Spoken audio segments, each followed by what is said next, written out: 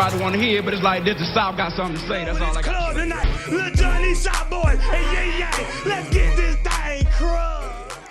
Crunk music made its way in the mid-1990s, but took the music industry by storm. In the early 2000s, becoming the most popular form of hip-hop at the time. Our favorite artists rose to the top thanks to crunk music. So what happened to the music gem? Crunk is a style of rap music originating in the South. Crunk is often used in the South to describe an event or a party as hype or energetic. The term traces back to the 1980s from the Atlantean nightclubs. In 1999, Rolling Stone published Glossary of Dirty South slang defining crunk as to get excited. While other southern states had their own music style, Miami had bass thanks to Uncle Luke. Go Sheila, it's your birthday! Go Sheila, it's your birthday! Go. And New Orleans had bounce music thanks to MC Tucker and DJ Irv. So shake up, shake that ass like a sauce shaker. Shake that ass. Crunk music started from Miami bass before hitting the strip club in Memphis, Tennessee. Memphis-based hip-hop group 3 6 Mafia were instrumental for the emergence of crunk style in the mid to late 1990s. Who running? Who running? Tell the club up. Tell the club up. Nigga, Musically, crunk borrows from the bass music in 80s hip-hop. Heavy use of synthesized instruments and 808 drums are the key focal points of the crunk sound. Crunk is more so of the beat than the lyrics. Crunk rappers were often shouting or screaming their lyrics with every song.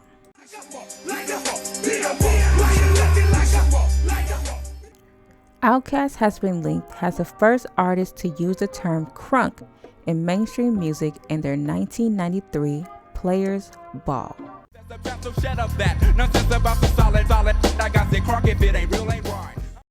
Lil Jon and the Eastsideboyz were formed in the mid-90s based out of Atlanta, Georgia. Before forming the group known as the Eastsideboyz, Lil Jon was hosting local parties while also being the DJs in the Atlanta area. After meeting Jermaine Dupri in a club while DJing, he began working as an A&R agent for Dupri for So So Def label. In 1997, Lil Jon and the Eastsideboyz released their first album titled Get Crunk Who You With. Lil Jon claimed that he was the first to use the word crunk in a song hook. However, New York Times published an article denying that claim of being the first to ever use the word crunk. who you with? Who you with? Who you with? Get crunk. Who you with? Shortly after, Lil Jon and the Eastsideboyz released their fourth album, titled Kings of Crunk, released in early 2002 and had one of their biggest hits ever, Get Low featuring the Yin Yang Twins. Get Low became a nightclub favorite and reached just barely the Billboard Top 10. Kings of Crunk went double platinum by the spring of 2003.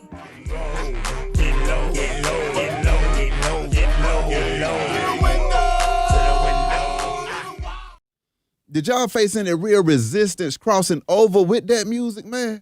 No, we didn't, cause you think about it, it ain't nothing but mosh pit music, man. Yeah.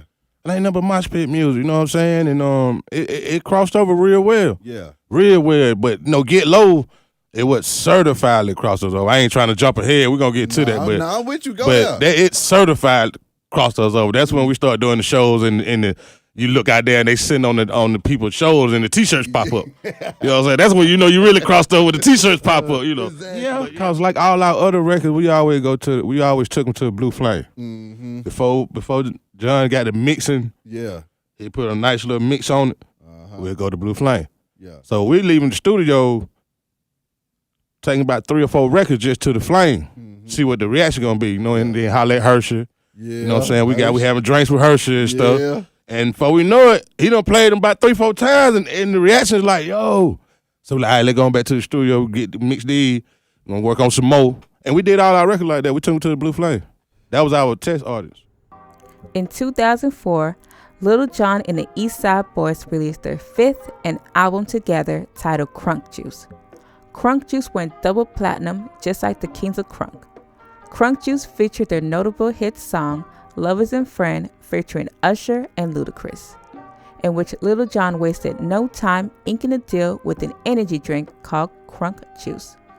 Lil Jon was at the peak of his game, and the music industry was ready for what Lil Jon was selling all along, especially with his memorable and iconic ad-libs that we all used to love saying. What? It's me. What? It's me, Lil Jon. Okay. With Crunk now emerging, many notable artists wanted in on the new flavor, and 2004 had nothing but hits with that crunk sound in it.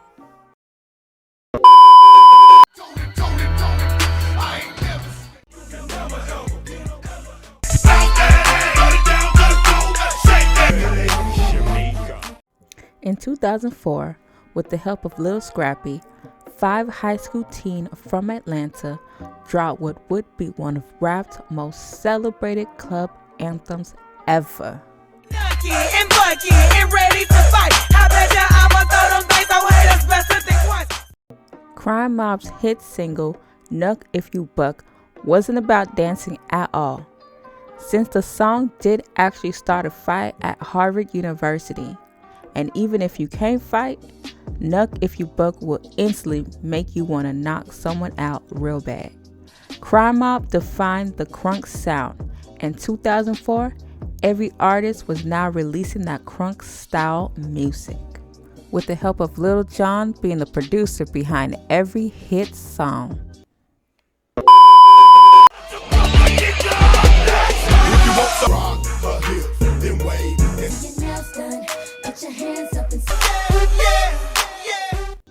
In 2008, Lil Jon released his first solo album called Crunk Rock. The album featured work from Soulja Boy to Waka Flocka, but undersold. The album debuted at number 49 on the US Billboard 200 charts with the first week sales of 8,900 copies. Within a year, Lil Jon was being investigated by the IRS for unpaid taxes. So what happened to Crunk? What happened to the Eastsideboyz? What happened to the lit 2004 with nothing but the crunk sound? In an interview with Complex Magazine, when asked about the departure from the group, Lil Jon responded, "After Snap Your Fingers, I started working on Crunk Rock, and we started to have differences on the project. Eventually, the label went bankrupt, and after they went bankrupt, there was a little break. And then I eventually got signed to the Universal Republic." In an interview with Beehive ATL, Big Sam, who was part of the Eastsideboyz, recalled what really happened with the group and how they really fell apart. It was kind of stressful, man, because when it came to a halt, it came out the blue. I remember because I had a lot going on in my life at that time. My dad, while we was on the road, they had just called my mom, called and said, "Hey, your dad had kidney failure. We don't know what's gonna happen. He in the hospital." Straight to the hospital. Then I get a call from the manager. "Hey, y'all got a meeting at the Indigo Hotel." I'm like, "When?" Like, basically right now. Get over there. I'm like, so I'm thinking about to have a meeting, cause we probably went on that 50 Cent tour. It started like 2-3 weeks after we got back home. So I'm thinking, okay, we about to have a meeting, finalizing everything. So we get to the meeting. He come sit down. He just eating McDonald's. You know what I'm saying? Like, I ain't think nothing about it, you know. You eating and talking. Then I'm like, that rude as hell, man. So he like, "Oh, yeah, I'm going to break the group up." "What? We just came back from the road. What you talking about?" "Yeah, I don't think I really want to do it no more. But since y'all ain't going on tour," I said, "What you mean we ain't going on tour?" I said, "It don't make sense to just break it up. You might well we go on tour and we'll take it from there." Yeah. You know what I'm saying? Let everybody get their bread and we take it from there. That didn't happen. We were told, "Well, since y'all ain't going, you know, I give y'all 50,000. 50 after I stood to make over 400. So, you know, that went. I'm mad this time. I'm like, "What?" I said, "Man, bro, my dad dying. I don't know if he dying or what. And you got me up here with this?" I said, "Man, man, the hell with y'all." And walked out. Yeah. I just walked out. I don't even know what the rest of the conversation was or nothing. I left. Went back to my dad. He was like, everything all right? I said, sure, I guess we ain't on group no more. he was like, huh? I said the same thing. I don't know. Yeah. When I think about it, I used to be mad. Yeah. But now when I think about it, man, I ain't even mad. I ain't bitter or nothing like that because it was a learning process. I don't have no ill wills toward none of them people. You know what I'm saying? Like, no. Somebody asked me the other day, hey, boy, you think you do a show with Jon? I'm like, yeah, why not? By the late 2009, Crunk had become the genre of the past and was ultimately replaced by the new sound wave, trap music. I go hard in the paint. Leave you stankin'.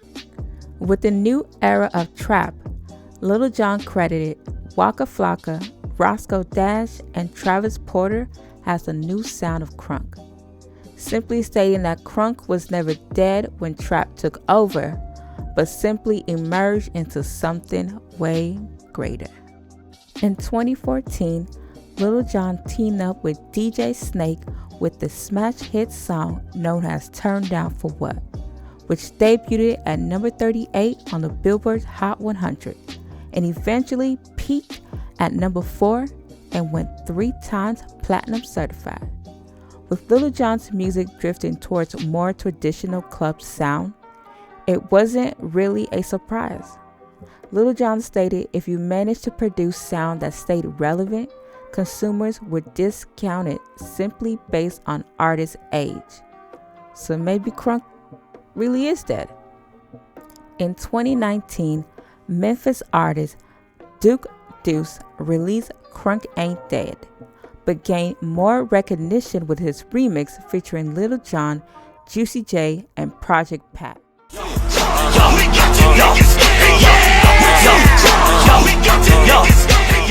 So maybe there could be a possibility that Crunk's sound could still make a comeback. In December of 2020, Bia released her second album titled First Certain, and definitely brought that Crunk sound when she sampled Bia, featuring Lil Jon on the track as well.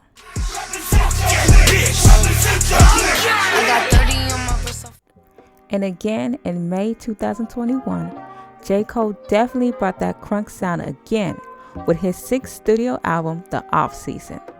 The first track, 95 South, towards the end definitely had that Crunk essence feel.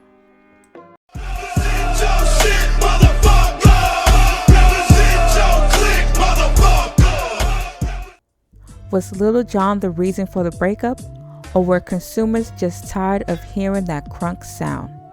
Even though Crunk music is now a thing of the past, the music continues, and the music from that impeccable era still lives on.